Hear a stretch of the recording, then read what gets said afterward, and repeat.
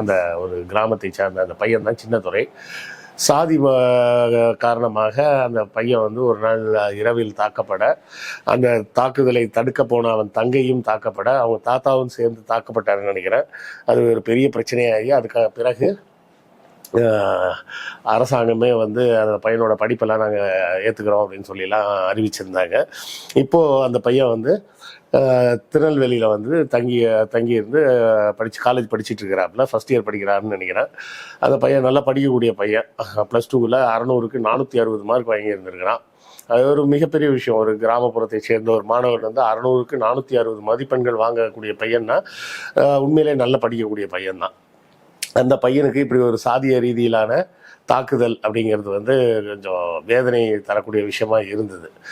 இப்போ 2 ஆண்டுகளுக்கு பிறகு மீண்டும் அந்த பையன் வந்து நேற்று, அதாவது ஏப்ரல் 16ஆம் தேதி நெல்லையில் வைத்து தாக்கப்பட்டிருக்கான். அவன் தாக்கப்பட்ட இடம் வந்து பார்த்தீங்கன்னா கொஞ்சம் ஒரு மாதிரி